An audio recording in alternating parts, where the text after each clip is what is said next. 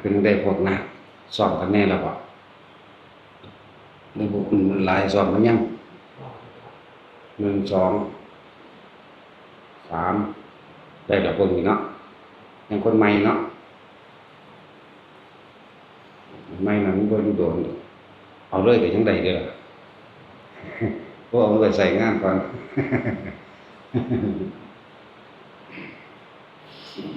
การบวชเป็นของยากขนาดกำหนดว่าเดือนหนึ่งเบิ่งใจสิขาดหรือบ่ธรรมดาเด้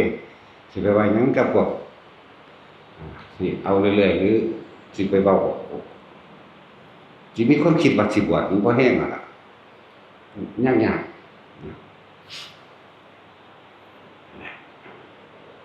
ก็เดือนหนึงนี่ก็นับมื้อทั้งมื้อบวชพุ่นเด้สิสึกเป็นธรรมดาบ่นับมื้อไว้เลยแต่มื้อบวชพุ่นน่ะมันสั่น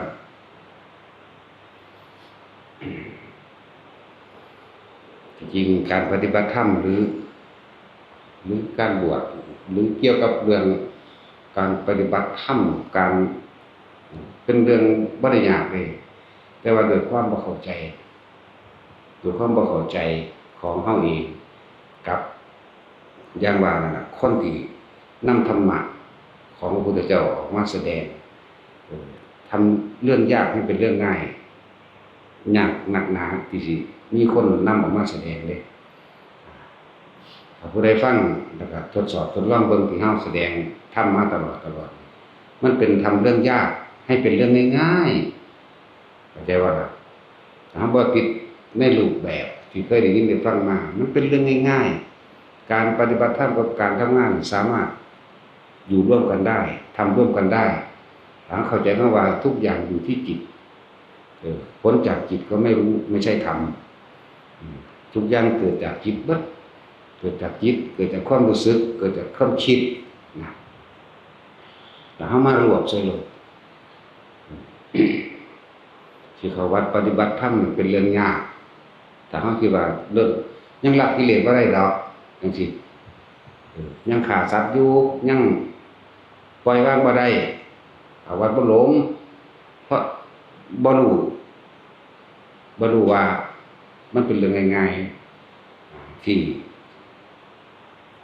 มีผู้นำมาปฏิบัติมาบอกแนวทางให้แล้วเอาโลดมันบอกให้ชัดเจนครับปานนี้แล้วบ่แม่นว่าปล่อยวางได้แล้วหรือละได้แล้วจังสิเข้าหรือบ่แม่นเด้มันรุ่นนั้นที่ตามความจริงโดยความหมายพระพุทธเจ้าว่าปล่อยวางได้แล้วจังสิเข้าวัดปฏิบัติธรรมหรือละได้แล้วมันอรหันต์บ่เด้อปล่อยวางได้แล้วละได้แล้วมีแต่คนเอาคนกิเลสหนาตัณหาหยาบๆเด้มาบวชมาก็เพื่อสิละได้ล่ะเบิ่งอันละแล้วจังบวชว่าบัดนี้สิเว้าถ้าผู้ใดเข้าใจข้อความนี้แล้วทำความรู้แจ้งโดยความหมายมีความเห็นตรงนะการปฏิบัติธรรมบ่แม่นของยากถึงเฮาฟังดูแล้วยังไม่ลงมือปฏิบัติฟังดูแล้วเป็นเหมือนยากแต่ถ้าเฮาจับจุดตัวนี้ได้เด้การที่สั่งสมบารมี10ถ้าเฮาเข้าใจเคล็ดลับทานศีลเนกขัมมะปัญญาวิริยะขันติสัจจะอธิษฐานเมตตาอุเบกขารวมลงมาอยู่ในอานาปานสติรวมที่แค่ลมหายใจนี่ท่านก็อยู่ในลมหายใจได้เป็นหยังเราไม่มีการคือท่านความโลภเป็นของบ่มีความอยากได้ดีอย่างนี้อยากเป็นอีหยังท่านความโลภเป็นของเรียกว่าท่านศีลเฮาบ่มีความคิดที่จะไปเบียดเบียนทำลายให้ผู้ใดผู้หนึ่งสิคิดเป็นทรัพย์สินเลยเพราะว่าเฮานิ่งแน่ความคิดและความรู้สึกอยู่เพียงแค่กับลมหายใจนี่อยู่กับอุณหภูมิและความรู้สึกตัวนี่แหละศีลไม่เบียดเบียนความคิดมันเกิดบ่ได้เด้แต่เฮาจ่ออยู่กับลมหายใจกับอุณหภูมิของเฮาเองความคิดที่ไปฆ่าสัตว์ลักทรัพย์ประพฤติผิดในกามโกหกหรือกินเหล้าเมายาบ่มีเด้แล้วศีลเนกขัมมะเป็นลมหายใจนั่นแหละเนกขัมมะก็เลยการควบคุมออกจากกามการไม่คิดถึงเรื่องของกามปัญญาคือความรอบรู้ในกองสังขารตามความเป็นจริงในสิ่งทั้งหลายทั้งปวงว่าสิ่งใดสิ่งหนึ่งเกิดขึ้นเป็นธรรมดาสิ่งทั้งหลายเราทั้งปวงเรานั้นแตกดับเป็นธรรมดานี่มันมาสรุปรวม โดยการได้ยินได้ฟังแล้วมันแม่นความเพิ่นเว้ยการที่สิละคือไม่นำสิ่งทั้งหลายมาคิดเนี่ยถ้ายังคิดอยู่ก็เกิดอารมณ์นั้นไม่ใช่ละนี่ปัญญาก็เลยวันนี้ก็เหลือแต่ความเพียรพยายามที่จะทำให้ต่อเนื่องทั้งที่ทำงานนั่นแหละทั้งที่ยังมีหนี้มีสินมีอย่างอื่นๆในความอยากได้อยู่นั่นแหละแต่ว่าเฮาใช้วิธีแย่งมันมามั่งแย่งกองกิเลสแย่งความอยากได้มามั่งแต่ว่าท่านสิมีธรรมะปัญญาวิริยะขันติก็อดก็ทนเอาแน่อย่าเพิ่งอยากถึงขั้นว่าจะบรรลุหรอกแต่ตราบใดที่ยังคิดอยู่ว่าตัวเองบรรลุบ่บรรลุนั่นแหละสัจจะนะ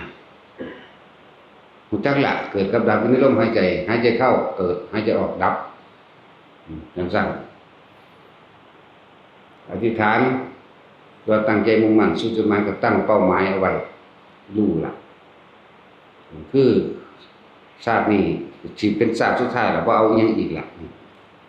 คือได้ตั้งไว้ก็ลืมไปคือบ่ต้องไปคิดคำนึงถึงมันตั้งใจมุ่งมั่นสู่จุดหมายเรียกว่าอธิษฐานบารมีนี่เด้รวบให้ฟังได้นี่ตั้งใจมุ่งมั่นสู่จุดหมายจุดหมายใดจุดหมายอยู่กับลมหายใจจุดหมายอยู่กับอุณหภูมิหายใจ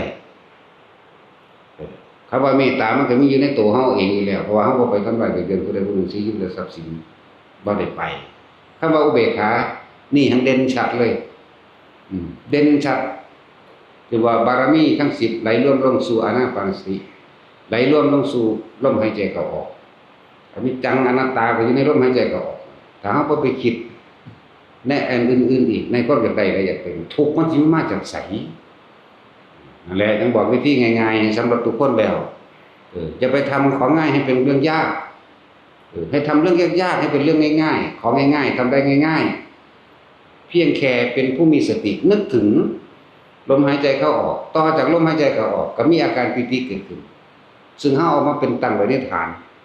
นที่ตั้งแห่งจิตเรียกว่าสมาธิแปลว่าจิตตั้งมั่นไม่คิดตั้งมั่นตั้งตรงไหนตั้งตรงฐานกลางระหว่างคิ้วหน้าผากนี่นิ่มนวลอยู่เย็นอิ่มลึกๆอยู่พอสำนี้ถ้าผู้ใดเฮ็ดเป็นแล้วฝึกเป็นแล้วลองเทียบตอนที่เฮาอยู่ในลมหายใจกับอุณหภูมิเกิดขึ้นหรืออยู่เฉพาะอุณหภูมิหรือความรู้สึกที่นิ่มกลางคิ้วกลางหน้าผากหรือบนหัวหรือทำกลางอกก็ตามถ้าเฮาบัดนี้เฮาคิดเบิ่งถ้าคิดถึงบ้านความทุกข์เกิดขึ้นทันทีมันเป็นห่วงนี่แหละจังว่าให้เอาไปเทียบคิดถึงบุคคลที่รักลูกเต้าหลานผัวเมียพ่อแม่เกิดโลดกังวลคิดถึงคนที่เกลียดไปกันใหญ่เลยโมโหขึ้นทันทีคิดถึงสิ่งที่ยังไม่มีกูต้องไปหาเฮ็ดได้เนาะกูสิได้คิดถึงสิ่งที่มีกังวลน้ำมันสิรักษาของแหงไว้จังได๋เนี่ยฉะนั้น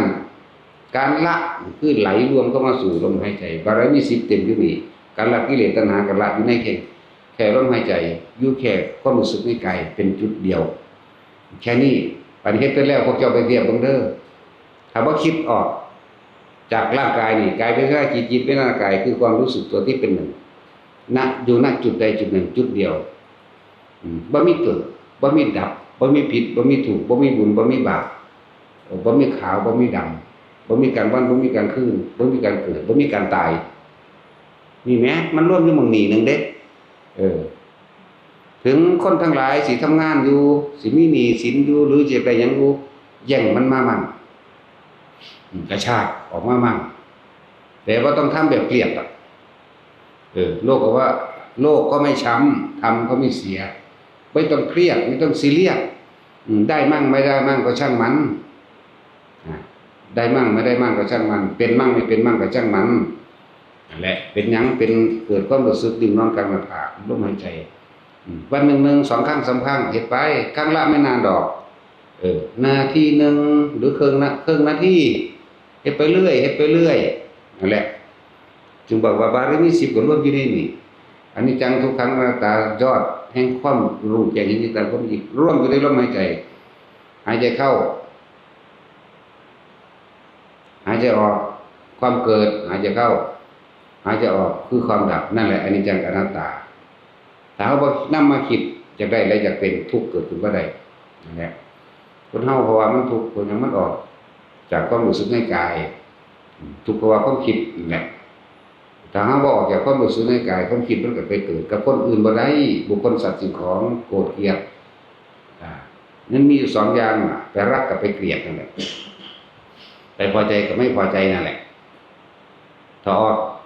จากความรู้สึกในกายหมายถึงลมหายใจนี่หรืออุณโลมนี่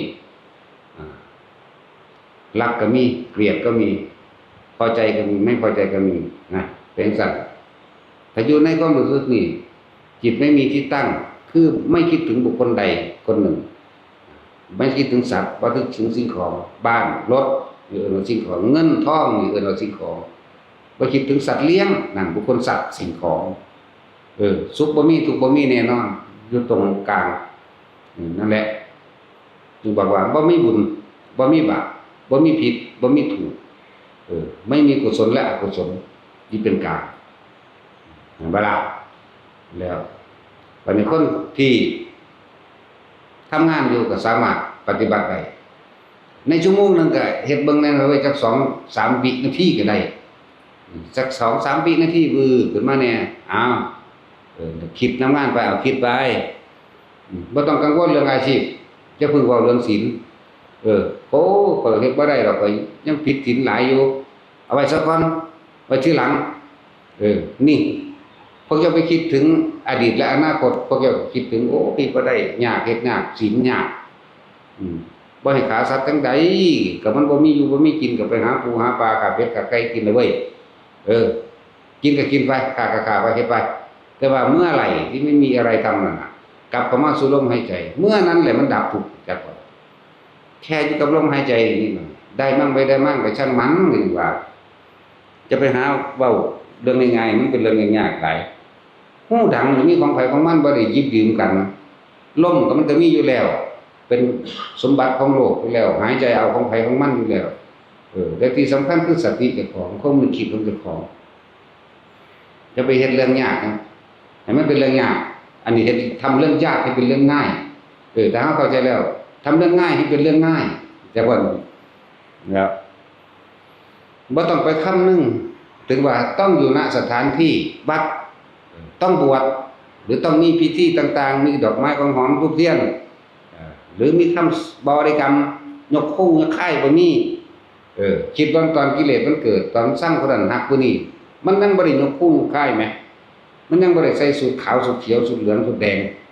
บ่มีบ่ได้เอาดอกไม้บ่สามารถข้ามคำโมโหเลยอิมังโมโหโกโทนังนี่บ่ได้มีบ่ได้สามารถทานศูนย์พึ่งขลวดบ่ได้คิดถึงผู้นั้นผู้นี้คนที่เป็นตาสร้าง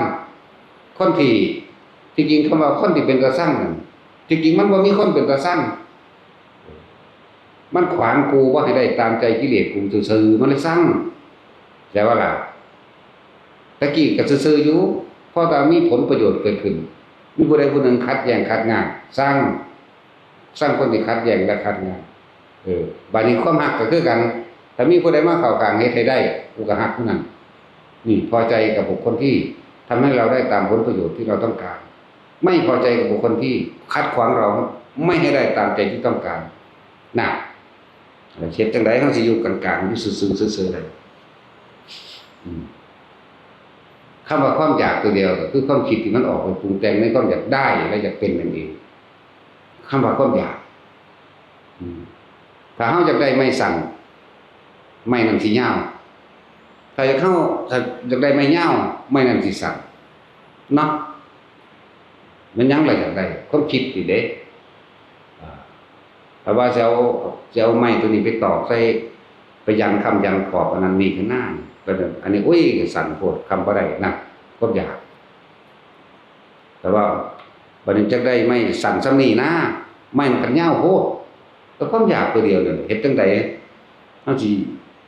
อยู่ตรงกลางมันให้ได้ผมเจ้าจะฮู้ว่าอะไรยังที่มันหนักไปยกก้อนหินสำลูกฟุตบอลขึ้นมาเบิ่งจักก้อนเด้อยกไว้จะข้าวนั่นแหละพวกเจ้าสิฮู้จักว่าพวกเจ้าหนัก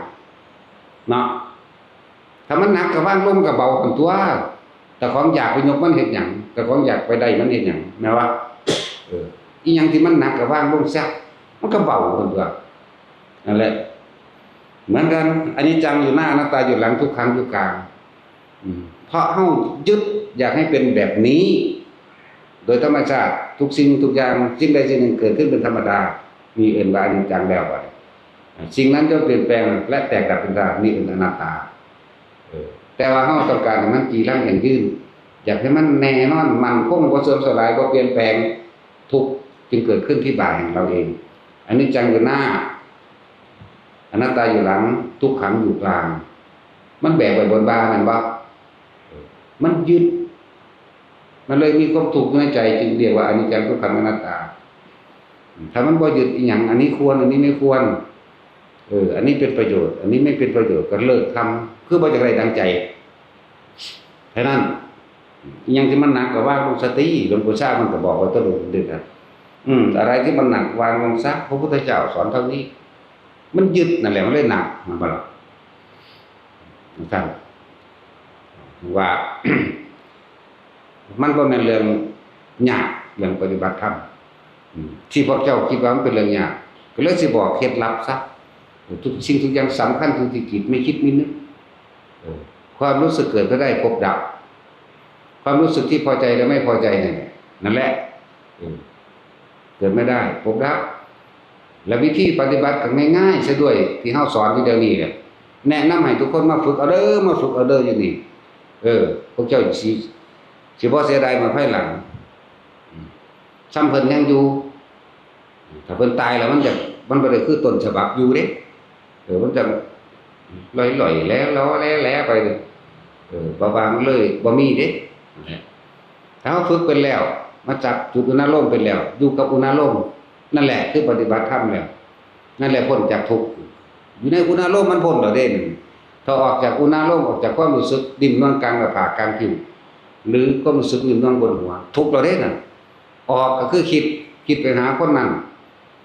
โอ้ยหลานกูอยู่จังได๋นอนทุกข์แล้ว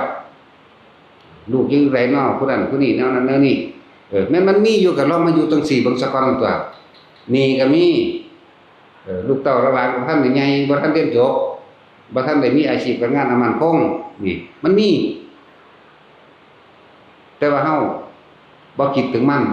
โดยอาศัยการอยู่ทรงฌานนี่การจับจุดนาโลมนี่ตอนที่มันอยู่ในอุณาโลมมันบ่มีลูกเด้บ่มีลูกบ่มีหลานบ่มีผัวบ่มีเมียบ่มีเงินบ่มีทองบ่มีทรัพย์สมบัตินะบ่มีกลางวันบ่มีกลางคืนไม่มีกล้าไม่มีกลัวไม่มีบุญไม่มีบาปไม่มีผิดไม่มีถูกไม่มีขาวไม่มีดำไม่มีอะไรเลยคิดออกจากความรู้สึกในกายตัวนี้ลงดูมีทันทีเห็นว่าเมื่อไหร่ที่ท่านมีท่านก็จะเป็นทุกข์กับสิ่งที่ท่านมีเห็นว่าเมื่อไหร่ที่ท่านไม่มีทุกข์ทั้งหลายเหล่านี้ก็เกิดขึ้นไม่ได้บ่มีความคิดนึกถึงสิ่งนั้นสิ่งนี้และจึงบอกว่ามันก็มีเคล็ดลับอยู่มาฝึกเอาอย่าไปคิดเอาเด้คิดเท่าไหร่ก็ไม่รู้หรอกนะดูเท่าไหร่ก็ไม่ได้หรอกถ้าไม่ลงมือทำคิดเท่าไหร่ก็ไม่รู้ดูเท่าไหร่ก็ไม่ได้ต้องลงมือทำแต่ลงมือทำแล้วเริ่มต้นแรกก็คอยฝึกหัดสะสมตัวเองไปเรื่อยครับแล้วสักวันหนึ่งจะเข้าใจเองจะรู้เองดูในตัวเองนั่นแหละเฮาอยู่ในกลางหน้าผากหรือบนหัวเฮาน่วงมันก็รู้บ่ได้เวลาใดที่ออกจากความรู้สึกนิ่มนวลกลางหน้าผากกลางคิ้วหรือลมหายใจเวลานั้นทุกข์ได้เกิดขึ้นแล้วออกจากความรู้สึกเฮาจึงมีความคิดไปหาคนอื่นความรู้สึกเฮาเลยไปพอใจแล้วบ่พอใจกับบุคคลที่เฮาคิดถึงผู้ใดเลี้ยงหมาก็ทุกข์กับหมานั่นแหละเราจะไปคิดปรุงแต่งอยากให้หมาเป็นแบบนั้นแบบนี้ไปเลี้ยงแมวก็เป็นแบบนั้นเลี้ยงนกเป็นแบบนั้นเลี้ยงปลาเป็นช้างม้าวัวควายเป็นแบบนั้นหรืออยู่กับใครผู้ใดคิดถึงเขาเมื่อไหร่เป็นทุกข์เมื่อนั้นแต่ว่าคิดทุกแก้วยังไม่ถูกตัวนี้นั่นแหละเหมือนกันเมื่อไหร่ที่ท่านอยากได้ไม้สั้นไม้นั้นก็จะยาวเมื่อไหร่อยากได้ไม้ยาวไม้นั้นก็กลับสั้นนะคือกันกับว่ายกหินขึ้นมายกขึ้นมาแล้วฮู้ว่ามันหนักก็ที่แบกยังไหวจังสั่นก็ปล่อยมันลงเนาะเท่านั้นแหละฝึกไปเรื่อยๆง่ายๆสบาย บ่มีพิธีรีตองใดๆทั้งสิ้นคิดเบิ่งตอนที่เฮาโกรธเกลียดบุคคลผู้ใดคนหนึ่งสร้างคนใดคนหนึ่งหรืออยากได้สิ่งใดสิ่งหนึ่งเกิดขึ้นมันก็บ่ได้มีพิธีเด้บ่ได้ใส่ชุดขาวเขียวแดงๆบ่ได้ใส่แล้วก็มันก็บ่ได้บวชพอเนาะมันบ่ได้บวชเด้กิเลสนี่แม่นบ่มันเกิดขึ้นที่ความคิดเท่านั้นที่เฮาคิดไปถึงมันทันทีเด้มันบ่ได้บวช48มันบ่ได้งดเว้นศีล5มันบ่ได้ศีล221หรือ311มันบ่มีนั่นแล้วมันบ่มีพิธีเวลามันโกรธเกลียดผู้ใดขึ้นมามันปึ้งขึ้นมาโลดสูงขึ้นมาตาดำตาแดงอยากถีบเขาโลดเป็นจังแหน่มันบ่มีพิธีเลยก็ในเมื่อกิเลสตัณหามันบ่มีพิธีธรรมะเครื่องฆ่ากิเลสก็ต้องบ่มีพิธีคือกันเครื่องฆ่าความคิดที่ในความอยากได้ดีนี่เป็นนี่ทั้งง่ายสมตัวบ่นึงไม่ได้ใช้สักการะอาวุธใดเพียงแต่สติซื่อๆนึกถึงลมหายใจเข้าออกปึ๊บอุณหภูมิเกิดขึ้นปึ๊บนั่นแหละพ้นละให้พัฒนาอย่ามาคิดเอาเด้คิดเอาบ่ได้ทำเอาจริงได้นั่นแหละคิดเท่าไรมันก็บ่รู้ก็ให้หยุดคิดตั้งแต่จึงรู้จักบ่ล่ะคิดตั้งแต่ก็บ่ฮู้ดอกนั่นแหละความว่างเข้าใจบ่นี่คำว่าความว่างคิดเท่าไหร่ก็ไม่รู้ไม่ดูไม่เห็นความว่างหยุดคิดนั่นแหละจึงรู้จึงดูจึงเห็นกับมันตาเด้นั่นแหละถึงว่าบอกวิธีที่มันง่ายๆจงทำเรื่องยากๆให้มันเป็นเรื่องง่ายๆเสียเถิดอย่ามาทำเรื่องง่ายให้มันเป็นเรื่องยากเลยของง่ายๆทำได้ด้วยตัวเองอีกเด้แล้วก็ไม่มีใครบังคับบ่มีกฎระเบียบเนาะ2 โมงเช้าจะต้องไปตอกบัตรทำงานเหมือนกับงานห่างหรืองานโรงงานต่างๆอันนี้ไม่นึกเมื่อไหร่ได้เมื่อนั้นแต่นี่บ่ต้องไปตอกบัตรบ่ต้องไปใส่สูทบ่ต้องไปสมาทานบ่ต้องมีดอกไม้ธูปเทียนและของหอมบ่ต้องกล่าวคำใดๆนึกถึงลมหายใจเมื่อไหร่นั่นแหละสงบทันทีง่ายบอกง่ายๆนึงได้ล่ะนั่นแหละนี่ก็บอกแต่ละคนมาเฮ็ดเอาและอานิสงส์แห่งการรู้ลมหายใจเข้าออกและจับจุดนั้นโลมนี่มีอานิสงส์อันเป็นของแจกของแถมเยอะแยะแล้วก็กายใส่ศัพท์เพราะว่าสามารถเป็นสมาธิรักษาโรคได้เหมือนกันแหละก็อยู่ในพระสูตรโพชฌังโฆสติสังฆัตโตธรรมนังวิจโยตถาวิริยมติปัสสติโพชฌังคาจัตถาปเรสมาทุเปกโพชฌังคาสัตเตเดสัตตัสสนามุนินาสมถกาตานั่นแหละเลือกเฟ้นธรรมที่เหมาะเรียงง่ายสะดวกกับตัวเองเลือกคือการทรงชั้นเจริญชาติอุณาโลมเลือกเฟ้นธรรมตัวนี้หาวิธีอยู่กับตัวเองให้ได้แต่ก็มีความเพียรพยายามไปสติก็ระลึกไปเลยก็เกิดเป็นกำลังปัสสติเกิดความผ่อนคลายสบายใจไม่กังวลเรื่องใดๆทั้งสิ้นจิตก็ตั้งมั่นเป็นสมาธิถ้ามันเป็นสมาธิเดี๋ยวทำให้บ่อยทำให้มากก็ไม่ชินมันก็วันไหวไปกับโลกธรรม8ไม่มีสรรเสริญไม่มีนินทาบ่มีมักย่อบ่มีด่าบ่มีสุขบ่มีทุกข์บ่มีได้บ่มีเสียบ่มีหยังนะบ่มีลาภบ่มีเสื่อมลาภแน่ง่ายๆขึ้นอยู่กับที่ตัวเองกระทำไปและมันสามารถรักษาโรคได้จังได๋เหมือนกันกับคนเป็นหมดบุญคนบ่ทันได้ตายนี่แหละเบิดบุญทำกิจการงานใดๆทั้งสิ้นบ่ประสบผลความสำเร็จมีแต่ล้มเหลวขาดทุนแถมซ้ำป่วยไปพร้อมบ่ธรรมดาเด้คนเป็นเบิดบุญหมู่พวกที่เคยอาศัยพึ่งพากันคบหามาคบกันเลิกลานั่นแหละคนเป็นเบิดบุญทำกิจกรรมใดกิจการงานใดๆทั้งสิ้นเจ๊งชิบหายขาดทุนเพราะว่าอีหยังพวกเจ้าบ่มีความสงบภายในใจตัวเองเรียกว่าเบิดบุญคือความสงบเย็นไม่กระวนกระวายไม่เร่าร้อนบุญนี่คือบุญเมื่อมีความสงบไม่เร่าร้อนกระวนกระวายความคิดอันต่างๆที่มันสิเกิดขึ้นมันก็เป็นสัมมาทิฏฐิมันก็เป็นกุศลเกิดมันก็เป็นบุญเหมือนว่า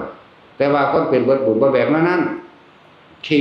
ดต้องอยากได้อยากดีอยากมีอยากเป็นลงทุนนั่นนี่เวลาไปติดต่อสื่อสารการงานต่างๆมันจะได้ดังใจมันบ่สงบมันก็มีการถกเถียงกล่าวด่ากันสารพัดเอาไปมาขึ้นลงขึ้นศาลเพราะเลิกล้างถอดหมดสัญญาต่อการเงินการงานซึ่งกันและกันแล้วเอิ้นว่าคนเป็นเบิดบุญป่วยพร้อมเด้บ่ธรรมดาเด้ป่วยก็เร็วร่างกายก็อ่อนแอออดแอเพราะจิตใจบ่เข้มแข็งจิตใจบ่ตั้งมั่นบ่เป็นบุญบ่เป็นกุศลเรื่องคนเป็นเบิดบุญบ่แม่นแค่ว่าคนตายเบิดบุญเด้คนตายบ่ทันได้เอิ้นว่าเบิดบุญหรือเบิดอายุไขอันพวกกันคนตายไปนิพพานเลยก็ได้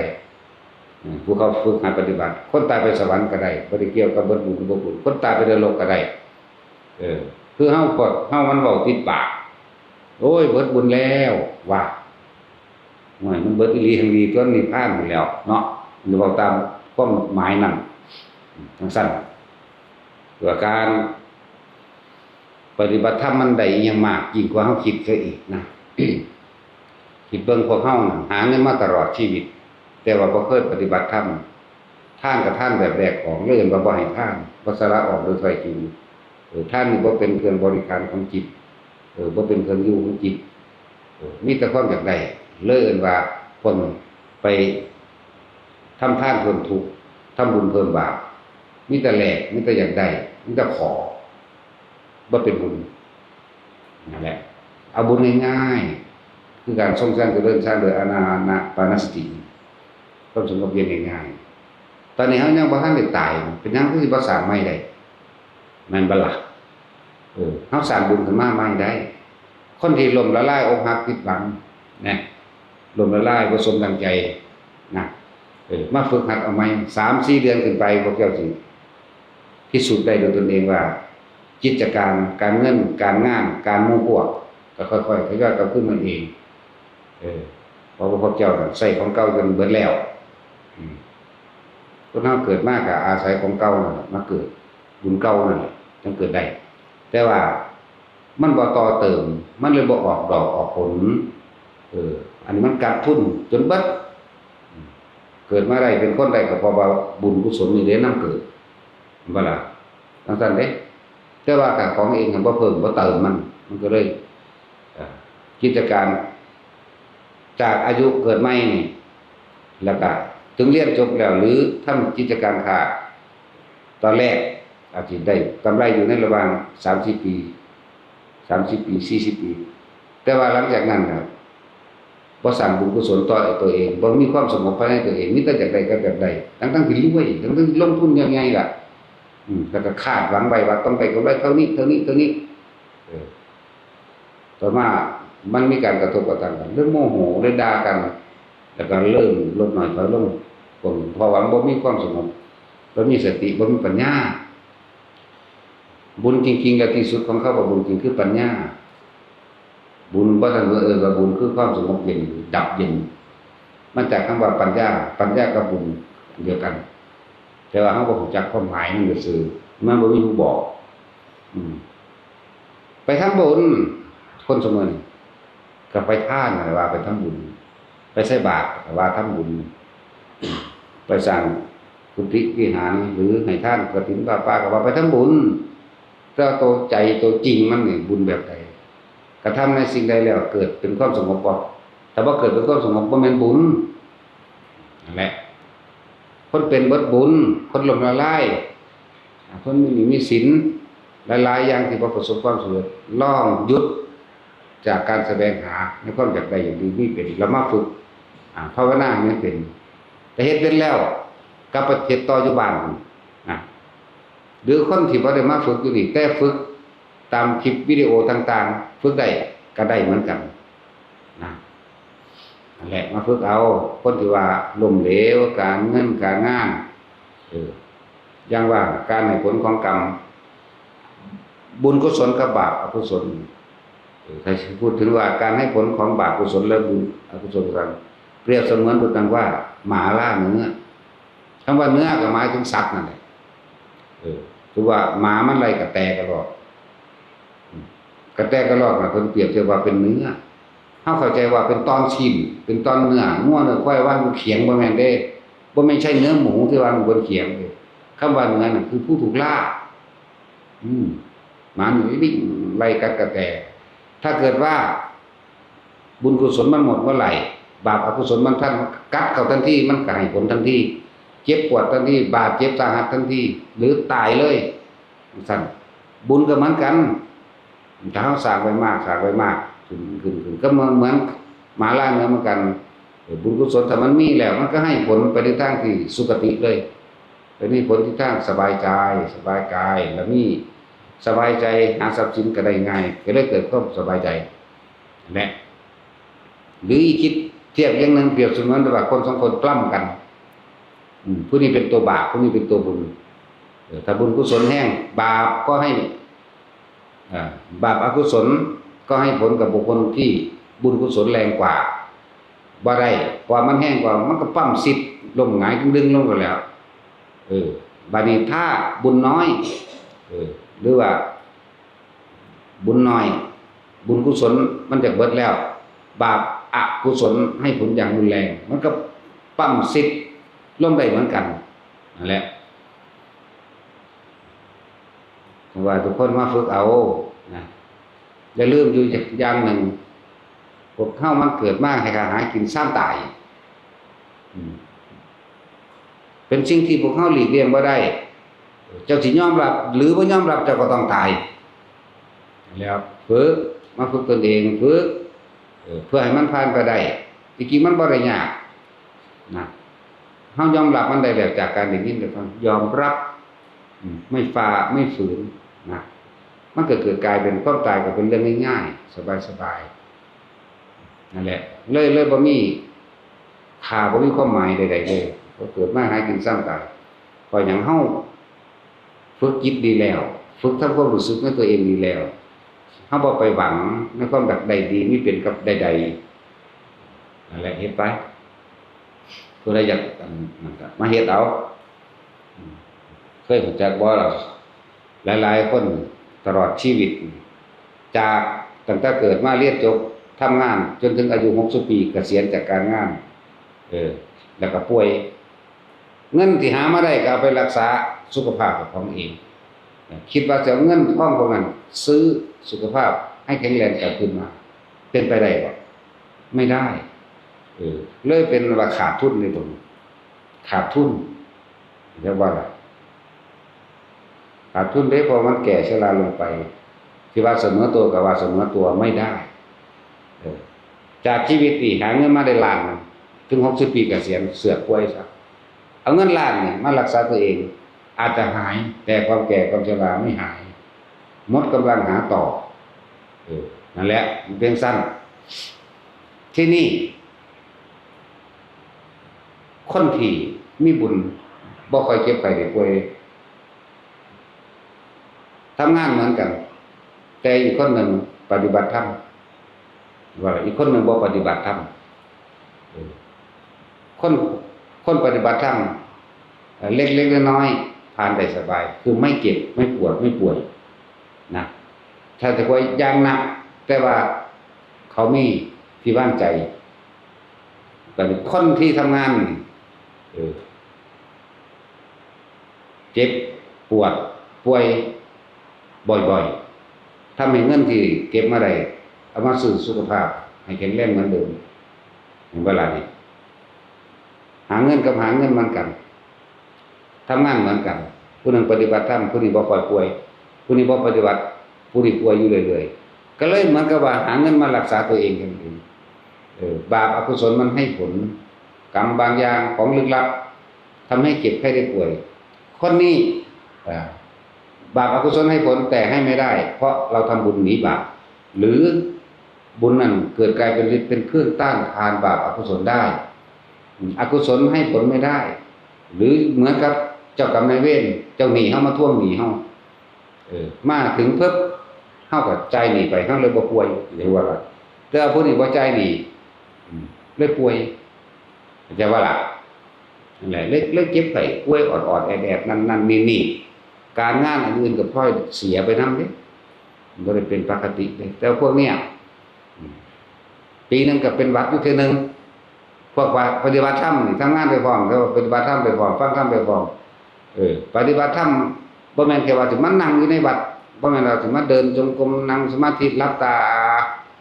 เพ่งครึ้มนั่งนิ่งขี้ขมวดอยู่แบบนี้ทำจิตให้ยอมรับกับธรรมชาติทุกอย่างเกิดขึ้นเป็นธรรมดาทุกอย่างเปลี่ยนแปลงเป็นธรรมดาทุกอย่างเป็นเสื่อมสลายแตกดับเป็นธรรมดานี่ทิฏฐิปตะการทำความเห็นให้ถูกต้องตามความเป็นจริงหรือทำความเห็นตรงกับธรรมชาติที่มีอยู่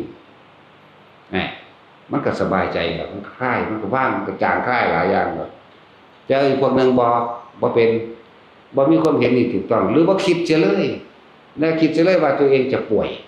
ตื่นขึ้นคิดไปน้ำงานน้ำเงินไปเลยตั้งแต่ตื่นขึ้นจนเท่านอนหลับแม้นอนหลับก็ฝันพุ่นยืนมองทำงานเป็นสั่นจิตบ่ได้พักบ่ได้พักบ่อยู่กับตัวเองความคิดนี่มีแต่หาความรู้สึกหิวกระหายอยู่ตลอดหิวเป็นป่วยทั้งจิตวิญญาณจังมันป่วยทั้งความรู้สึกบ่เคยสงบพวกนี้ป่วยหาคิดหาอยู่เพราะสำนักนั่นแล้วสั้นๆแต่ว่าพวกนี้ปฏิบัติธรรมทำงานในตำแหน่งเดียวกันพวกนี้ปฏิบัติธรรมผู้นี้คือบ่ค่อยป่วยเงินเก็บก็มีอยู่ผู้นี้ป่วยเงินเก็บก็บ่ค่อยมีเกษียณไปแล้วก็บ่มีเงินดีบ่ได้ไปยืมมารักษาตัวเองแล้วปัญหาคืนบ่ได้เด้แต่พวกนี้บ่ค่อยป่วยเงินก็เหลือสามารถทำอย่างอื่นได้อีกเป็นจังซั่นนั่นแหละเลือกเอาที่แนะนำให้นี่พวกเจ้าไปเปรียบเทียบเอาเองเด้บังคับไผบ่ได้เด้ความเชื่อความคิดความเห็นมื้อนี้บังคับไผบ่ได้พวกเจ้าต้องรู้ด้วยตนเองทั้งนั้นจะก็เฮ็ดอาหารกันบ่ได้อีกคิดเอาวันนี้อานิสงส์ของการทรงชั้นเลิศชั้นเหลือหน้าปานสิเว้าอีกศัพท์นึงก็คือว่าเมื่อมันเป็นสมาธิจิตตั้งมั่นนี่แล้วมันสามารถที่จะรักษาโรคได้บ่ว่าจะเป็นโรคหยังก็ตามมะเร็งใดก็ตามปวดใดก็ตามใดๆก็ตามแต่การทำสมาธินี่ผลดีทั้งทางลึกลับอีหยังเจ้ากรรมนายเวรเวลาให้ผลยักษ์นาคพุทธคนทันกุมพันและหมู่มารทั้งหลายไม่อาจสามารถทำอันตรายได้โดยทั้งจิตวิญญาณทั้งบ่อาจสามารถเพราะว่าเฮามีที่พึ่งมีพุทธธรรมสงฆ์และตนเองเป็นที่พึ่งของตนคือลมหายใจนี่คืออุณาโลมนี่คือทำความรู้สึกในตัวเองจิตไม่คิดไม่นึกทุกสิ่งทุกอย่างสิพวกเฮาความคิดของเฮาล่ะสิเป็นดูดังว่าทอดสะพานน่ะมันเข้ามาหาตัวเองเรารอดและกังวลไปทอดสะพานมันมาเองพวกเจ้าไปยื่นต่อทอลำเลียงมันมาเองแต่คนมีธรรมบ่ได้ต่อทอลำเลียงบ่ได้ทอดสะพานให้สิ่งที่เรารอดและกังวลเข้ามาได้บาปอกุศลเข้าบ่ได้นั่นแหละบอกวิธีที่ทุกคนเข้าใจว่ายากจึงบอกว่าการปฏิบัติธรรมไม่ใช่เรื่องยากนั่นจึงบอกว่าทำเรื่องยากให้เป็นเรื่องง่ายๆอย่าไปทำเรื่องง่ายเป็นเรื่องยากสิไปปฏิบัติธรรมต้องใส่ชุดขาวต้องมีดอกไม้ต้องมีเงินใส่ซองต้องสมาทานสวดมนต์บ่ได้อยากอายเพิ่นสารพัดเนาะจะไปคิดยากกว่านั้นสิเขาว่าสิทำบุญไม่ยากโลดเนาะบุญบ่หาแต่เข้าวัดก็ได้ตัวอยู่ลมหายใจเฮานี่ง่ายๆคนที่ว่าท่านเป็นเนาะฝึกเอาสร้างบ่ทันตายตายแล้วมันบ่หลงมาแหลงไปเด้สิบอกให้เด้เรื่องซั่นเด้สร้างตะของบ่ทันตายนั่นแหละบ่ได้ว่าแต่หลวงพ่อนี่สิตายเด้ตายแต่โดนแล้วล่ะแต่ว่าล่ะแต่ว่ามันเสือกบ่ตายเนาะตาสินหรือน้ำตาสินแหละเป็นตาสั่งคือหยังไปต้มน้ำร้อนลวกขึ้นมาถึงได้อยู่เช้าซุมื้อว่ามันดีใจเด้ไปลวกขึ้นมาเฮ็ดหยังเนาะนั่นว่าตาสินตาจุ้ยกับตาคูนหัวล้านบักห่างแล่นฝ้าน้ำร้อนมาลวกขึ้นคนมันเย็นเรียกว่านั่นแหละเป็นสั้นง่ายๆมาฝึกได้แล้วสิถ้าเฮาฝึกไปแล้วรู้ลมหายใจอุณาโลม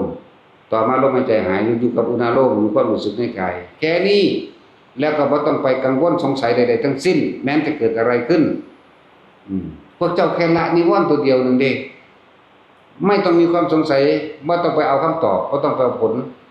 กับใดๆทั้งสิ้นเวลาการปิติทั้งหลาย5อย่าง6อย่าง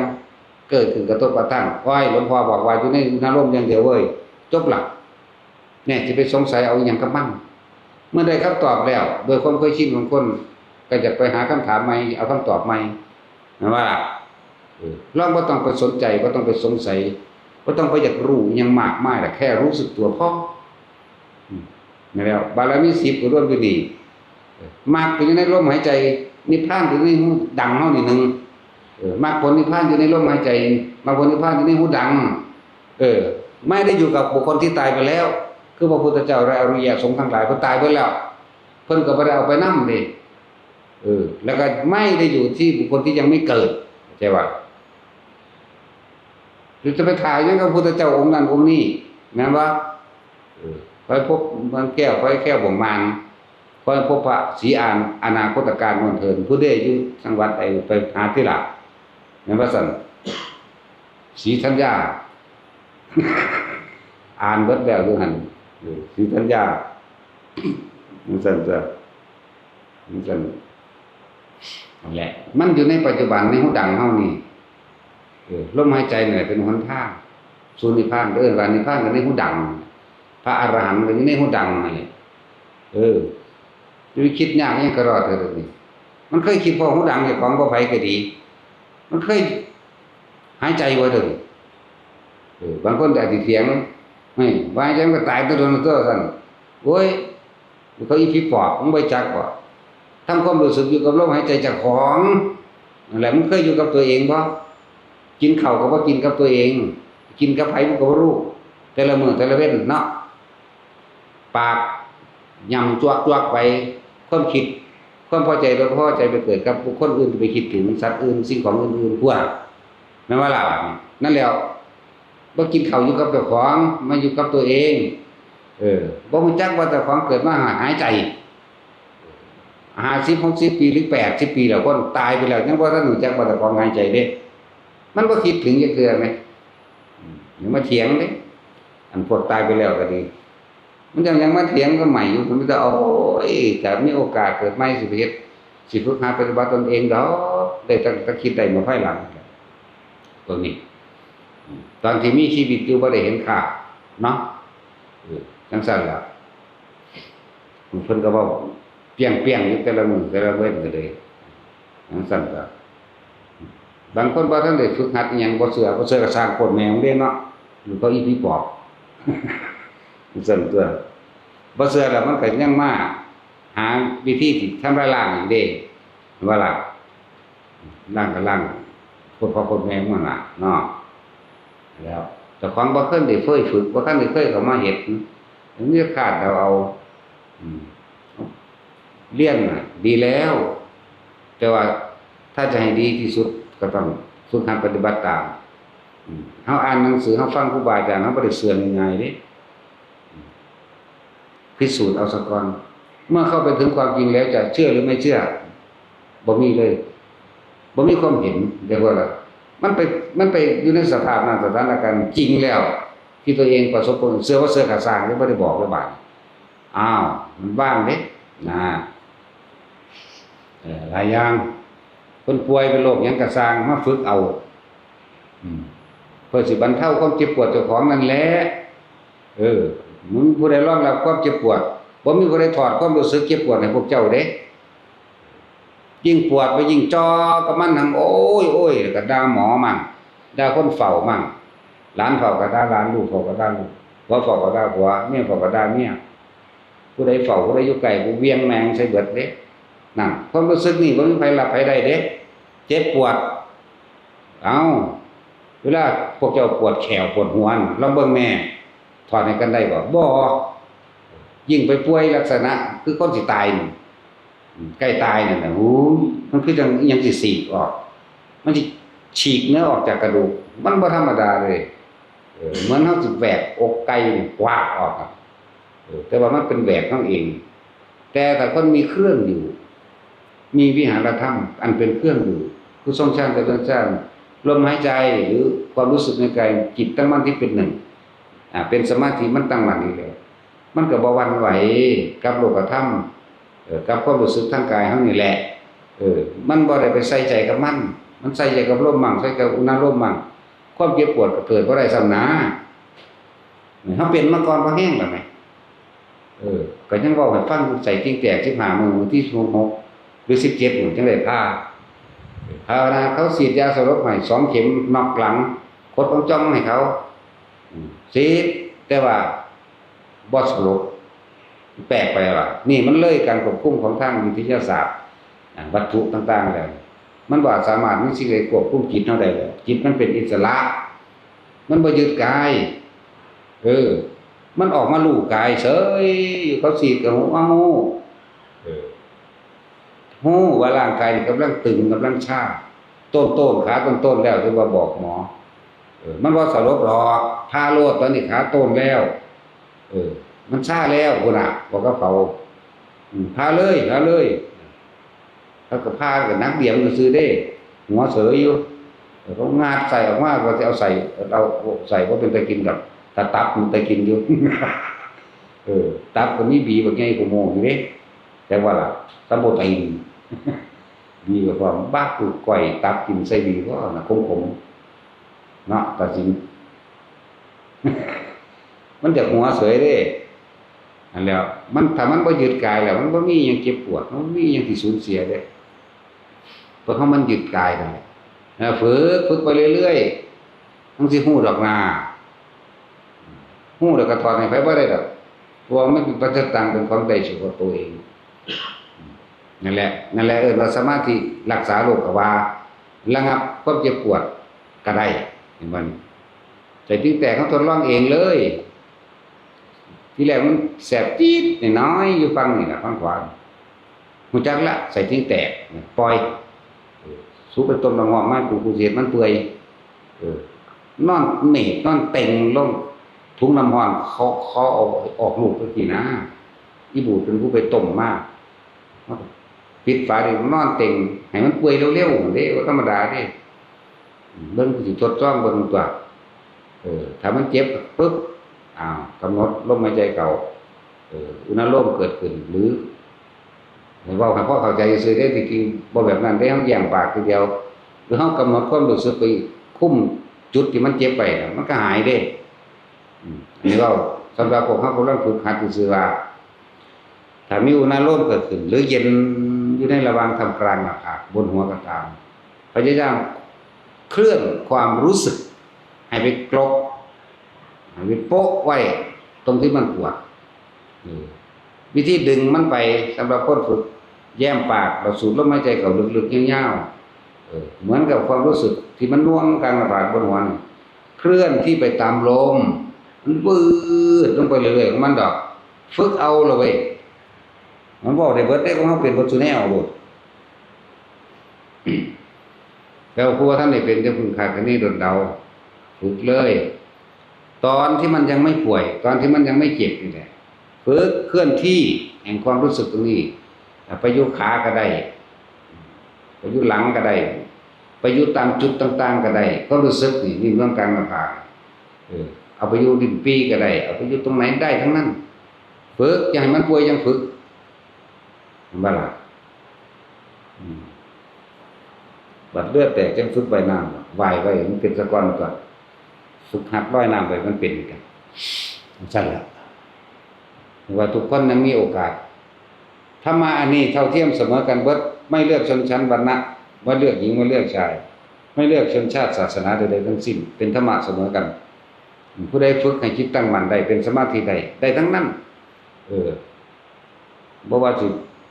ต่างประเทศใดก็ตามบ่ได้เกี่ยวกับศาสนาเลยเรื่องธรรมะนี่แต่คำว่าศาสนามันบอกถึงอัตลักษณะของหน่วยนั้นๆของกลุ่มนั้นๆซื่อๆดอกแต่ธรรมะบ่เคยแยกแยะเอาง่ายๆนี่เกิดแล้วต้องแก่ต้องเจ็บต้องตายเสมอกันไม่ได้เลือกชนชาติศาสนาใดๆทั้งสิ้นบ่ได้เลือกอ่านหนังสือออกบ่ออกเกิดแล้วก็แก่เจ็บตายเหมือนกันนี่ธรรมะความจริงที่มันเป็นแบบนี้บ่เปลี่ยนเป็นอื่นเกิดแล้วมีหน้าที่อย่างเดียวคือไปตายไม่เป็นอย่างอื่นมีตายเท่านั้นมันซั่นล่ะมีธรรมะ บาดนี้ธรรมะการฝึกสมาธิการทำอานาปานสติเกิดความสงบได้บ่เลือกชนชั้นวรรณะบ่ได้เลือกชนชาติศาสนาใดๆทั้งสิ้นสามารถทำได้เหมือนกันบรรลุธรรมได้เหมือนกันห้อยมันร้อนมันก็ร้อนเหมือนกันได้อยู่ไหมมันหนาวมันก็หนาวด้วยความรู้สึกได้เหมือนกันอยู่ไหมมันโกรธเกลียดมันโมโหก็อาศัยความคิดเป็นผู้คิดปรุงแต่งซะก่อนจึงโกรธเกลียดเหมือนกันไหมแม่นบ่ล่ะทั้งสั้นแล้วตั้งแต่สัตว์มันก็ยังมีความคิดพวกว่าสัตว์บ่มีความคิดผิดเด้อเป็นบางชนิดแต่ว่าสั้นช้างม้าวัวควายหมาถ้ามันบ่มีความคิดมันสิรู้ภาษาคนบ่ภาษาคนกับภาษาหมานั่นแหละมันก็มาอ่านตัวเนาะถ้าไรมันคือเสกมันก็ไปอยู่ได้ล่ะเนาะภาษามันภาษาเฮานี่แหละนั่นว่าตัดสินคนเลี้ยงหมามันคือบอกได้แต่ว่ามันมีความคิดแต่ว่ามันฟังคนบ่รู้เรื่องเนาะมาแม่มันก็แล่นกลับขึ้นมากุนโลดขึ้นรถปั๊บโลดเด้บาดพวกเลี้ยงหมานี่โอ้ยจนกูนายแต่ละมื้อแต่ละเรื่องมันยากแต่น้ำหมาก็ล่ะสัตว์ก็มีความคิดมันบ่มีนะสัตว์ก็คือคนก็คือสัตว์เนี่ยคนถึงเปรียบรูปเปรียบเอาไว้หลายอย่างอยู่มนุษย์สเปโตคนมีความรักคนโลภหิวบ่มีเมืองพอโอ้ยแต่ละมื้อแต่ละเรื่องคิดแต่อยากได้ขนาดรวยแล้วนั่นแหละมันคนเป็นเรื่องบ่บุญสิรวยแล้วก็ซะมันสิมีช่วงจังหวะนึงที่พลิกชิบหายไว้พวกเองเพราะว่าพวกเจ้าบ่มีเครื่องต้านบาปอกุศลพวกเฮาทำบุญเป็นเครื่องต้านบาปอกุศลเด้นั่นแหละจังว่าทุกคนมาฝึกเอาเด้อมันฝึกเฮ็ดเป็นแล้วก็ไปเฮ็ดที่บ้านนั่นล่ะจังซี่คนสิเป็นไมเกรนหรือสมองตีบหรือหยังก็แล้วแต่เถิดมันสามารถทำได้ทุกโรคอย่างนั้นเฮาสิดึงเอาอาการปีติต่างๆคือว่าสมบัติของตนเองที่มันเกิดขึ้นด้วยตนเองเรื่องสมาบัติคือสมบัตินั่นแหละถ้าฝึกไปแล้วสิเว้าภาษาบาลีว่ามัคคสิทธิฌานฌานที่จิตมันตั้งมั่นเพ่งในอาการปีติมันเกิดขึ้นแล้วสามารถรักษาความอันตรายให้เฮาได้พร้อมก็ตัวเองมันได้เป็นผู้พึ่งตัวเองได้เป็นผู้ปกปักรักษาตัวเองมัคคสิทธิฌานอันตรายใดๆก็เกิดขึ้นบ่ได้เด้ถ้าเฮาอยู่ในลมหายใจพระพุทธเจ้ามันก็ยังเว้าเน้นย้ำไว้อยู่ตถาคตเราวิหารก็คืออานาปานสติอยู่กับลมหายใจตลอดเวลาอริยวิหารก็คือลมหายใจเพิ่นว่าบอกสั่นไว้ซื่อๆเด้ต่อจากลมหายใจน่ะก็ความรู้สึกในกายมันก็เกิดแต่สิไปอธิบายทั้งเบิดโอ้ยมันก็ล้านพระธรรมขันธ์พุ่นแล้วเพิ่นก็เอาเน้นย่นย่อจ่อไว้พวกเฮาไปคิดเอาพวกเฮาไปเป็นเอาเองแล้วพวกเฮาสิรู้ในตัวเองแล้วก็พรหมวิหารกับผู้ทรงฌานเจริญฌานนี่เด้พรหมวิหารก็มีเมตตากรุณามุทิตาอุเบกขาคืออยู่ในหันส่วนมากก็คือการทรงพรหมวิหารนี่แหละแล้วก็ประกอบกิจการงานต่างๆเอาเฉพาะพระจังซี่ก็ทรงพรหมวิหารนี่ได้เอาไว้มีเมตตาต่อตนเองและผู้อื่นเสมอกันรักผู้อื่นเสมอตนรักตนเสมอผู้อื่นไม่คิดทำร้ายเบียดเบียนบุคคลผู้ใดผู้หนึ่งให้เสียหายชีวิตทรัพย์สินเพราะเฮารู้แล้วผลสะท้อนของการกระทำกรรมทั้งหลายย่อมให้ผลแก่ผู้กระทำโดยจิตเจตนาเรียกว่าแว่นส่องธรรมกระทำสิ่งใดสิ่งที่ตัวเองกระทำก็สะท้อนกลับมาหาตนเองเหมือนเฮาส่องกระจกนั่นแหละคนหลงคนบ่รู้จังสิบ่รู้ตัวได้ถ้าบ่มีกระจกบ่ฮู้ได้ว่าเจ้าของหน้าดำบ่ฮู้ได้ว่าเจ้าของหน้าเป็นจังไดแต่บ่ส่องกระจกนั่นแหละต้องอาศัยกระจกเป็นเครื่องสะท้อนขึ้นมาสั่นอีกอย่างนึงเลยป่วยเป็นโรคหยังก็มาเด้อถ้าบ่อยากเจ็บอยากปวดเนาะมาฝึกเอาที่เฮามีประจักษ์พยานหลายคนแล้วเด้ที่ตายอยู่นี่ก็เลยแม่นบ่ฝึกหัดก็ซางแม่นบ่มาฝึกอยู่นี่ก็ตามแต่ว่าเขาเท่าทำตามมาบ่ได้จังถ้าสิว่าพวกฝึกหัดพูดไล่มาแต่ยายพี่ปานพ้นเมืองพุ่นกินข้าวอิ่มแล้วไปนอนตายเฉยอยู่สบายเนาะอีกผู้นึงก็อยู่พะนาเนี่ยเฮาบอกส่งฌานด้วยกันเพ่งพระไปเด้อนี่เป็นพระ พระมาแล้วพอเป็นแบบนี้บัดนี้มันสิลืมกับร่างกายจักว่าอาศัยความกังวลอาศัยภาพที่มันเกิดขึ้นในตานั่นภาพเป็นสีนั่นสีฟ้าเห็นบ่เห็นนี่มันลืมร่างกายเห็นพูดความรู้สึกมันไปอยู่นำพูดแล้วความรู้สึกทางกายเจ็บปวดบ่มีตายซ้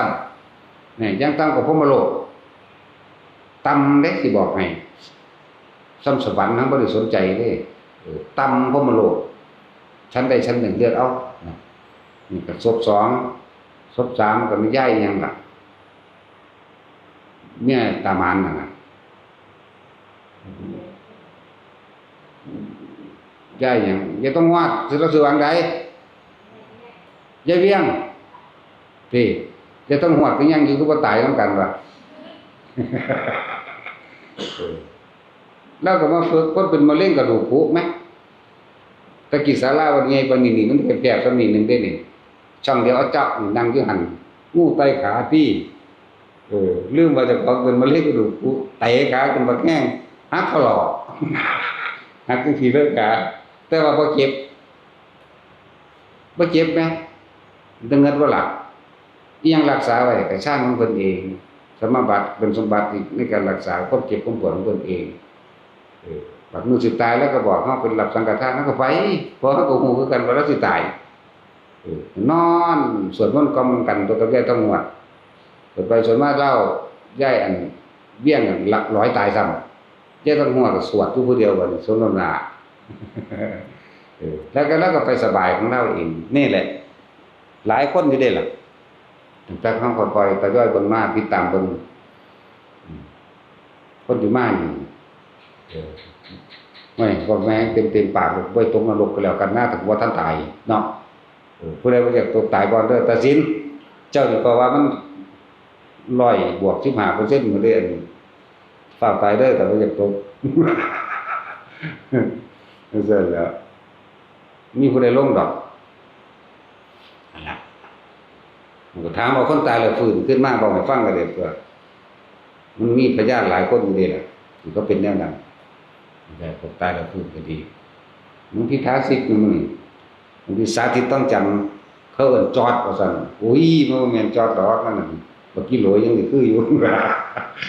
แล้วก็เห็นของเราเองเราป่วยของเราเป็นมะเร็งเนาะถ้าเป็นนอนอยู่โรงพยาบาลก็ได้เป็นปีนึง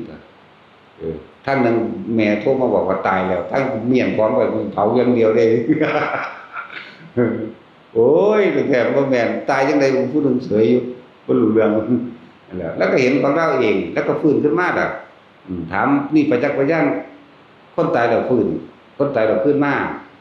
อีกผู้นึงก็สายันนั่นติเอารถไปส้นดักเขาบอกว่าจะซื้อแกซื้อที่บ้านเลยเนาะอันนี้พูดอย่างอยู่ในนรกก็ใครตัวยังเดตินไปเกาะได้อยู่บ่กระตืบลงไปมันลงลึกๆก็ถามเอานี่มันมีประจักษ์พยานอยู่สุคนตัวมีคนเป็นๆอยู่ยังอยู่เดี๋ยวนี้คนที่เขาผ่านความตายมาแล้วเอาบ่ได้เว้าเล่นเด้เขาเว้าแบบพิสูจน์ได้เบิดมีพยานมีหลักฐานจังซั่น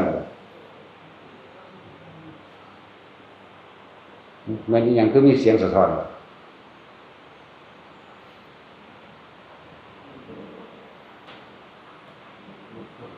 นะอยู่โรงไฟเว้าอีหยังเดี๋ยวนี้อันนี้ไกลๆไปเว้าเหมือนกันอยู่หั่นนะเสียงเฮาเองติโอ้ยหามื้อกระสร้างกันแบบอุ่นแต่ว่าแต่ด่าไปเบิดตำรวจด่าเฮาเจ้าของ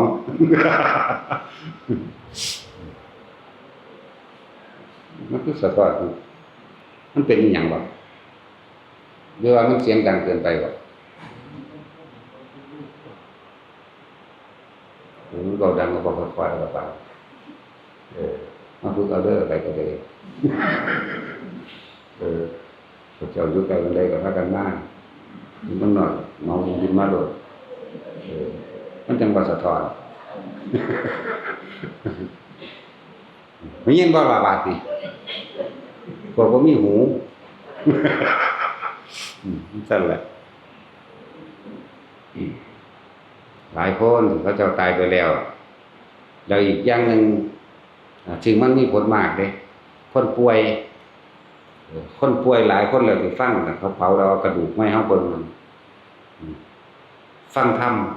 นี่แหละจึงบอกว่าวิธีปฏิบัติต่อคนป่วยจังไดลูกเจ้าของหลานเจ้าของแท้ๆแต่ละมื้อแต่ละเว้นธรรมดาคนป่วยมันเจ็บมันปวดหรือคนแก่ชรานี่คือก็หวังอยากให้ลูกหลานมาเอาใจก็เว้าหูจมหูด่านั่นเน้นมั่งต้องมีล่ะเวลาบ่พอใจให้ลูกหลานเจ้าของเองแต่ว่าล่ะบ่พอใจพ่อแม่ที่ป่วยเว้าหูนั่นนี่บางทีก็ถกเถียงด่ากันมั่งอุ้ยเอาหูมันก็แค่นอนบางคนก็กระแทกกันนี่นะเลยว่าบอกวิธีการปฏิบัติดูแลคนป่วยให้เปิดธรรมะให้เพิ่นฟังยัดเยียดให้รู้ว่าเพิ่นลุกย่างบ่ได้หรอกล่ะมันล่ะยัดเยียดเข้าไปมักบ่มักก็สร้างดีก็พวกเจ้าไปนั่งเถียงกันก็เกิดอารมณ์เกิดบาปในใจตัวเองนะว่าทั้งนั้นแหละเปิดยัดเยียดเข้าไปบางๆแต่เบิ่งแล้วสิตกเตียงก็ตกเตียงแต่เบิ่งเอาของอันเอานั่นแหละฟังไปฟังมาจิตมันก็ยอมรับของมันเองดอกเพราะว่าธรรมะก็คือความจริงที่เพิ่นแสดงเกิดแล้วต้องแก่ต้องเจ็บต้องตายเด้อคนเฮาก็เพียงแค่ว่าหากินเพียงแค่รอมันตายเท่านั้นนะสุดท้ายเนี่ยความเสมอภาคก็คือต้องตายทุกคนยากดีมีจนตายเสมอกันก็เทศไปฟังไปก็มันก็แม่นของเพิ่นเบิดมันก็ลงตัวบัดนี้ปู่เจ้าอยู่ไสย่าเจ้าอยู่ไสตายแล้วตากับย่าเจ้าไปไสตายแล้วพ่อกับแม่เจ้าไปไสตายแล้วสุดท้ายเจ้าก็สิตายคือกันนั่นเจ้าคือบ่ยอมรับกับมันสิดิ้นรนหยังกับมันอย่างสั่นตัวบัดนี้พวกเจ้าเป็นทุกข์ขึ้นเพราะว่าพวกเจ้าคิดเด้ออยากได้นั่นอยากเป็นนี่บ่ยอมรับความจริงคืออนิจจังกับอนัตตาเกิดแล้วหาความจริงอย่างยืนบ่ได้หรอกมีความเจ็บไข้ได้เบิ่งธรรมดามีความบาดเจ็บตามแข้งตามขาเป็นฝีเป็นหนองเป็นมีดบาดเหยียบเหยียบน้ำไปพวกเจ้าก็นั่นแหละร่างกายเป็นภาชนะรองรับความเจ็บปวดทุกชนิดร่างกายเป็นรังของโรคมั่งร่างกายไม่ใช่ของเรามั่งว่าสามารถบังคับให้ไปได้ดังใจมั่งสุดท้ายแล้วร่างกายนี่ก็ต้องเสื่อมสลายตายทุกคนมันก็ยอมรับของมันก็เมื่อยอมรับแล้วจิตความคิดมันก็บ่ดิ้นรนปัดแกว่งหาคนมาซอยเหลือตัวเองบ่มีเพิ่นว่าอาศัยลมหายใจเด้อกลับมาลมหายใจทำความรู้สึกอยู่กับเพียงลมหายใจแล้วมันจะลืมความเจ็บความปวดเองเอาไปมานั่นแหละกลับมาพึ่งตนเองโดยใส่อาศัยลมหายใจเข้าออกลมหายใจเข้าออกฟังธรรมก็รู้สึกว่าแจ่มใสเบิกบานไปพร้อมเด้คนฟังธรรมก่อนที่สิตายนี่บ่แน่เด้อรหันต์ก็ได้อนาคาก็ได้แล้วผลอย่างอื่นมีบ่โสดาสกิทาคามีบ่มีเป็นหยังสิบ่มีแล้วหลายอย่างอยู่ได้แนวมัน ลูกพระเจ้าพิมพิสารว่าก่อนที่จะตายเพิ่นสั่งเสียพ่อน้องพี่บัดนี้เราก็ลาน้องก่อนนั้นหมายถึงว่าเพิ่นบรรลุอนาคามีส่วนโสดาเป็นน้องเพิ่นเลยเอิ้นพ่อเพิ่นว่าน้องเอิ้นเพิ่นตัวเองลูกน่ะลูกสาวเอิ้นแทนตัวเองว่าพี่เลยว่าน้องพี่ชาตินี้เป็นชาติสุดท้ายของเราแล้วนะบัดนี้เราก็ลาแน่ขอน้องพี่จงอย่าประมาทเถิดนะบัดสุดท้ายได้อรหันต์มาได้ว่าแม่นอนาคาเด้นั่นจักบ่ล่ะลูกพระเจ้าพิมพิสารนั่นพระเจ้าพิมพิสารพระโสดานี่เป็นน้องอยู่ลูกสาวเป็นพระอนาคามีหลังจากใจขาดแล้วก็ขึ้นสู่นิพพานเลยลักษณะนั้นนั่นแหละทุกคนมาฝึกมาหัดเอานี่พูดถึงว่าอานิสงส์แห่งการฟังธรรมก่อนที่จะตายสังเกตเอาคนที่จิตยอมรับในการฟังธรรมน้ำเหลืองสิบ่ไหลออกทั้งหูทั้งตาทั้งจมูกทั้งปากน้ำเหลืองน้ำหนองต่างๆสิบ่ออกโดยคนตายทั่วไปโดยอยู่โรงพยาบาลหรืออยู่ตายน้ำบ้านก็ตามเจ้าสังเกตดูกลิ่นเหม็นเน่า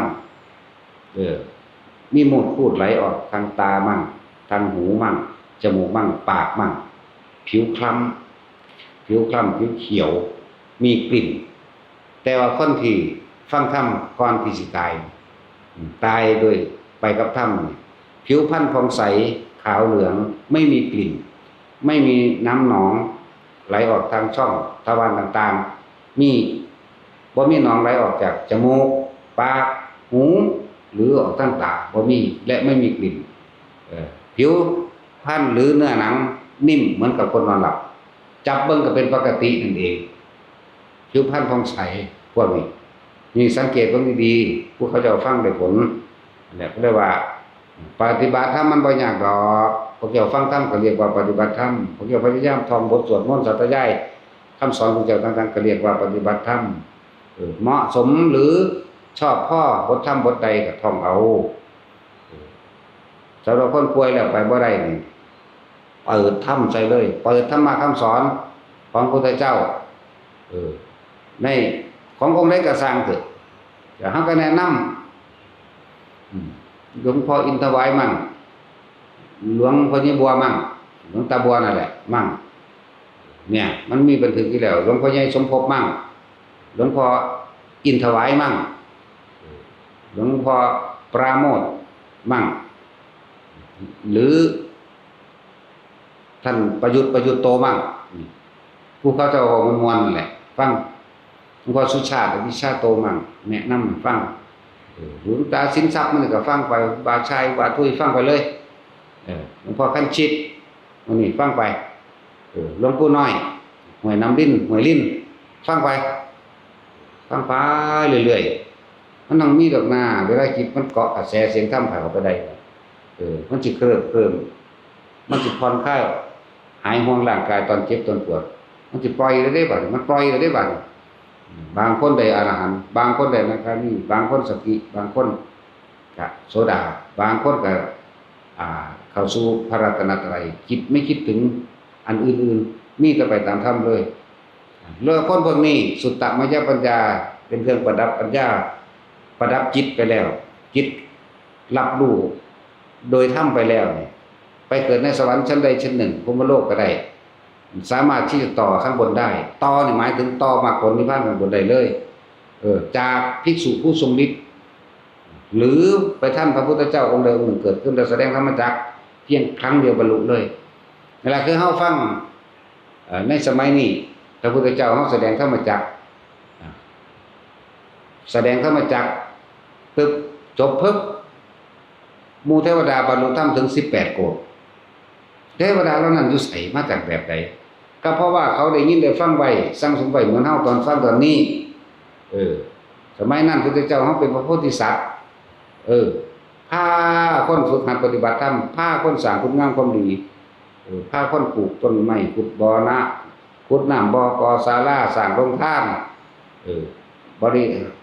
การต่างๆน้อมตัวเองรับใส่คนอื่นโดยความเสียสละจังซี่พวกนี้ก็จิตอิ่มเบิกบานไปตามสวรรค์สัตว์ต่างๆพรหมโลกก็ว่าไปเขามีธรรมสังสมของเขาไว้แล้วเพียงแต่พระพุทธเจ้าแสดงธรรมจักรจบเท่านั้น18บรรลุ180ล้านองค์เป็นอรหันต์อนาคาก็มีอีกเด้บัดนี้โสดาก็มีอีกสกิทาคาก็มีอีกเด้นั่นแต่ว่าเอาแต่ยอดว่าบรรลุอรหันต์18โกฏจังซั่นแหละพวกสาตาคราติยักษ์หรือเหมาวตายักษ์นำธรรมที่พระเจ้าแสดงออกมาบอกต่อๆกันไปทางปากนั่งกาลีโสนกุติกันนะเป็นแม่ของพระโสนะได้ยินเสียงเทวดาเขาคุยกันบรรลุพระโสดาบันเสยไงแล้วจังซั่นแหละอยากมันบอกกันพระพุทธเจ้าได้เกิดขึ้นแล้วท่านไปอยู่ไหนถ้าผู้นั้นกำลังส้มสนดอกไม้แปลกประหลาดแต่ดอกไม้เป็นยังคือมาเกิดนอกฤดูกาลแบบนี้มันบ่แม่นฤดูของดอกไม้แต่ว่านี่บานสะพรั่งเต็มไปเบิดก็เลยคิดถึงหมู่กูไปไสเนาะหมู่ผู้ฟังธรรมมาแล้วบรรลุโสดามาแล้วก็คิดถึงหมู่คือกัน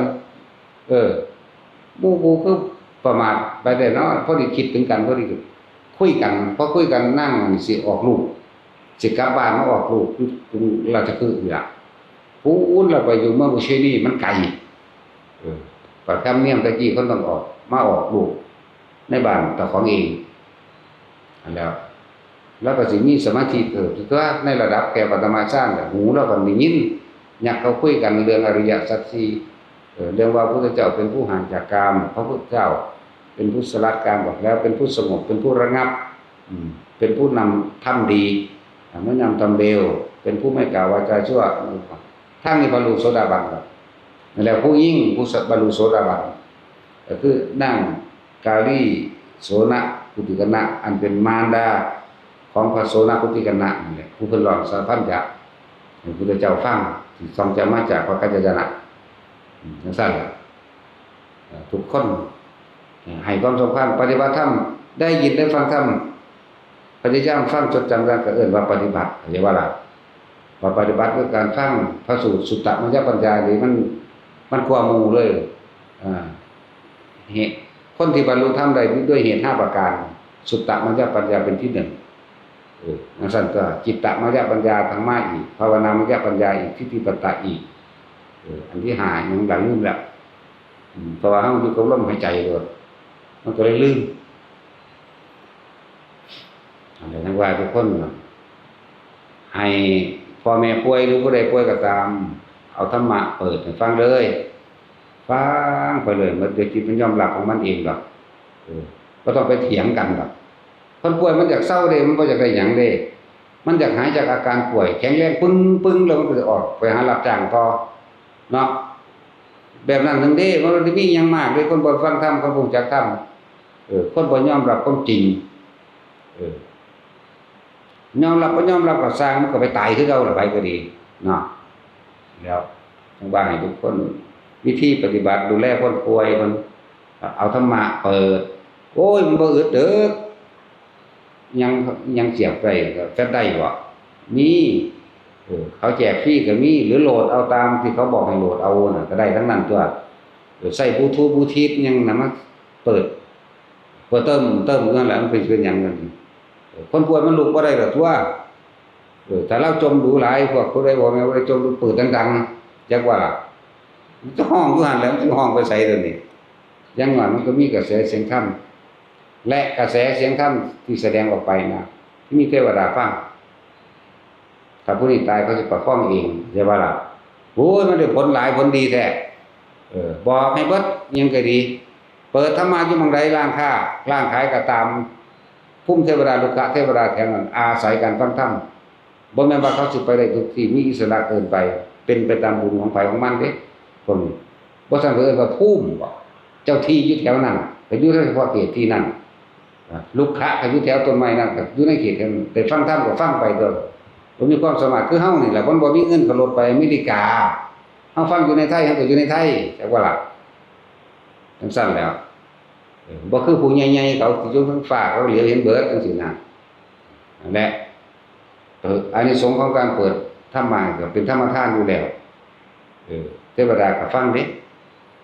ยังก็ฟังคนป่วยก็ฟังดีๆคนที่บ่ทันได้ตายเริ่มเข้าใจธรรมะบรรลุได้เด้สังเกตเด้อคนฟังธรรมก่อนตายผิวเขามันออกผิวพรรณผ่องใสก็ออกทั้งขาวเหลืองนั่นแหละบ่ถึงขั้นว่าคือเอามาขมิ้นทาดอกเว้ยแต่ว่ามันแตกต่างอยู่หั่นน่ะหลายคนน่ะเด้ที่เขาเจ้ามาถ่ายรูปให้เฮาเบิ่งเขาจะมารายงานตัวนั่นแหละทำบุญที่ง่ายที่สุดบุญทั้งหลายหรือบารมีต่างๆจะไปคิดยากแล้วมันน่าหยังก็ดีว่าโอ้ยเขาวัดบ่ได้ดอกเขายังปล่อยวางบ่ได้กลาเหลวแล้วยากหลานจังซี่ไว้มันหายใจอยู่มันก็ยังมันบ่รู้จักลมหายใจบ่อยู่นำแล่นเอาหลานอยู่นั่นมันก็หายใจตัวมันจังแล่นเอาได้เนาะเพียงแต่คิดถึงมันซื่อๆนึงได้ล่ะเลี้ยงลูกเลี้ยงหลานนั่นนี่ทำการทำงานหยังเนี่ยนึกมาแน่มื้อละเล็กละน้อยน่ะเป็นวิธีที่ง่ายๆบอกว่าจะไปเฮ็ดเรื่องยากมันเป็นเรื่องยากไงทำเรื่องยากให้เป็นเรื่องง่าย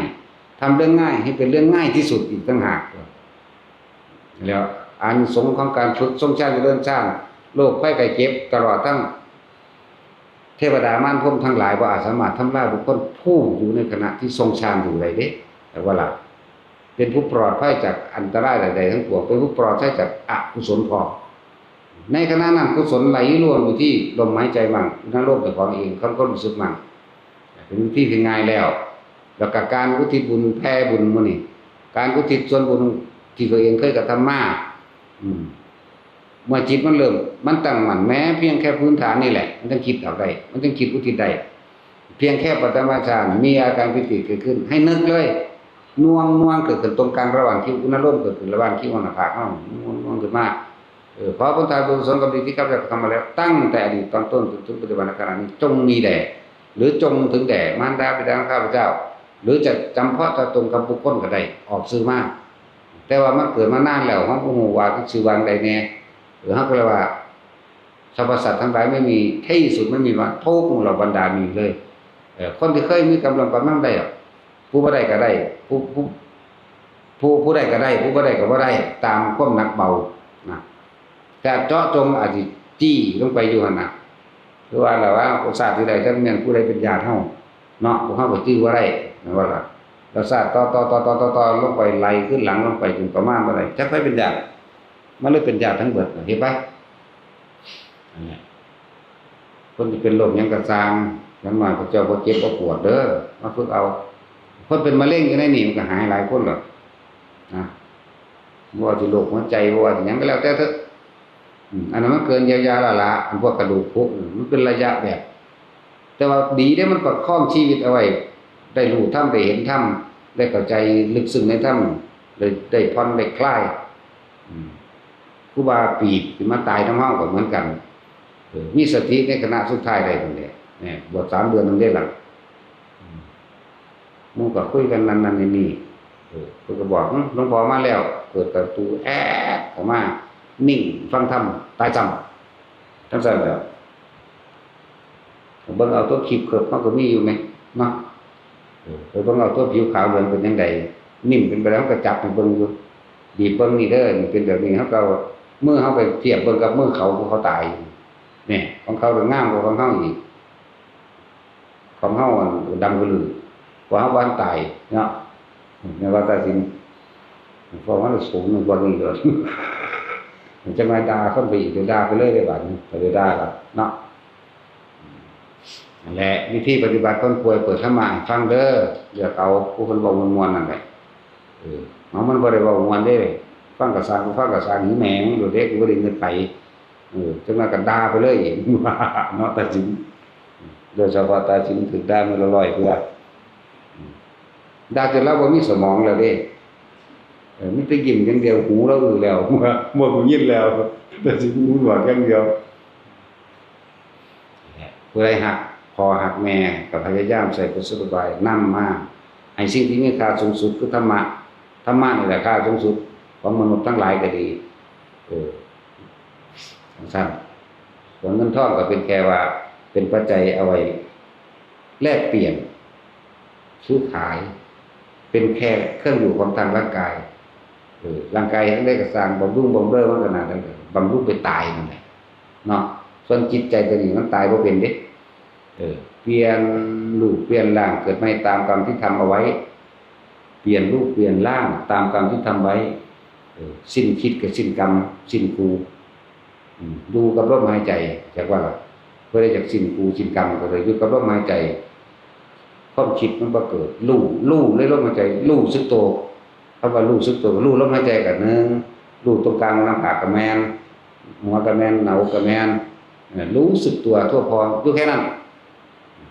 บ่ต้องไปสงสัยหยังว่ามันสิได้บรรลุมรรคผลนั่นนี่บ่ต้องตอนนั้นแหละตอนมันมาบรรลุก็เลยจักว่าตอนนั้นแหละตอนที่มันน่วงอยู่หน้าผาก